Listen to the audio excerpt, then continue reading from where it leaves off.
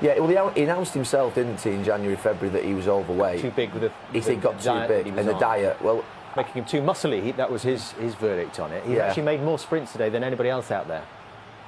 The frustrating thing is that you see him in the first half. You can see what he has to offer. That's the frustrating thing. You can see the player he can be. He's a handful. You know, if you lined up every centre half in the Premier League, who would you not enjoy playing against? He'd arguably first pick. Okay, you got the different type of players like, say, Liverpool have with Salah, Mane, little quick types. But he'll bully you. He'll get in a race with you. He can out-muscle you. I wasn't giggling at what you were talking about. It was when he pushed Aspilicueta into the forward. So, I mean, he's a beast of a man. Now, whether he's lifting too many weights and he looks bulky, or whether he is carrying some weight, that's for the medical staff and the boy ultimately to sort out himself. But there's a player in there. It's a handful. You wouldn't want to play against them. But football players, honestly, it's like they're like a clock ticking. They should know their bodies inside out. You get into that zone as a football player, you know your fighting weight, you know what you're going to eat every day, you know when you can sort of relax, you know when you can sort of not eat when you do eat, you know when to sort of day before a game, the portion sizes, they're absolutely scientific. Even when I was playing, you get into that point, don't you, as a football player, the routine. I'm not sure how he actually hasn't, through this problem that he's obviously identified himself of bulking up, hasn't then corrected it and found a system of working during the week, which is his training, it's his nutrition, that it's should his be lifestyle. sorted out by now. Yeah, that's what I'm saying. That's what I'm struggling with. You know, that should be well sorted out. You know, there's nothing worse when you see someone goes to a new club after a couple of months. Oh, I've lost a stone and I'm fitter than I've ever been. And the guy's 25 years old. Well, sorry, what were you doing before that at your previous club? Were you not getting paid or something?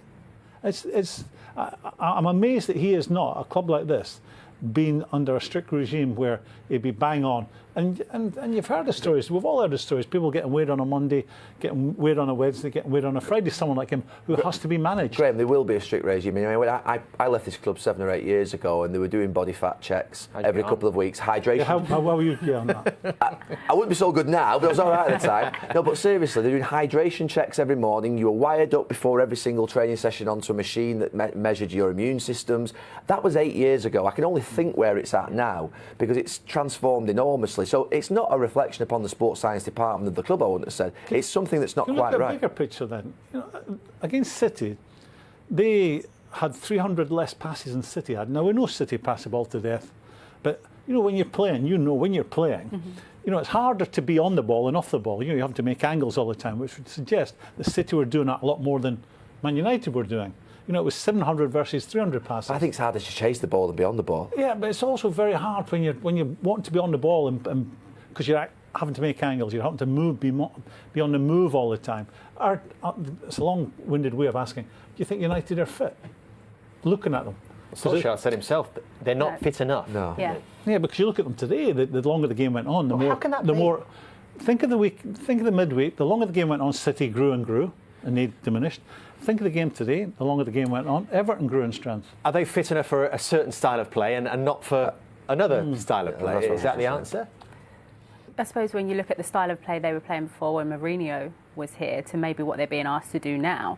But it does go back to the individual because, Gary, like you said, players now have absolutely everything. There should be no excuse. We shouldn't even sit here and try and make an excuse for them. In terms of the GPSs, they know how much you've sprinted, whether you're in your red zones in training. Everything's there. So you have to ask yourself, as a professional footballer, what are you doing away from the training ground when no one's looking? You have to reflect on your lifestyle. Can I just say, by the way, from a point of view, this is a rare exception because I watch Premier League football now compared to it 8 years ago when I left it, and these lads are a million times more fit than I was 8 years ago, 9 years ago. They are incredible, by the way. Their physical performance levels, their running stats, their intensity is off the scale. And I have to say, we shouldn't sit here and think that Premier League football players are not as fit as they used to be. They're a lot more fit than they used to be, by the way. And I want to say that because there's just one player here that we're talking about who doesn't seem to be able to produce repetitive sprints, which I think is a problem for him. It's very hard for a manager to come in mid-season and get the players a lot fitter.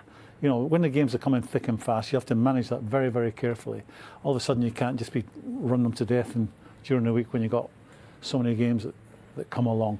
We're specifically talking about Lukaku. We all agree Lukaku is a real player. I wouldn't be selling him here You wouldn't be. Oh, no. They're hard to find. And what's your conclusion on that point?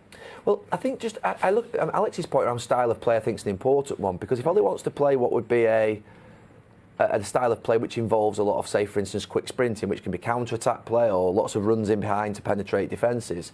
I look at, say, for instance, Romelu Lukaku. I look at Alexis Sanchez, who looks like his legs are struggling. I look at Anthony Martial, who, to be fair, plays in fits and starts, doesn't look like he... You think about the amount of runs that Mane and Salah make from those wide positions through centre-backs and full-backs. Martial doesn't do that.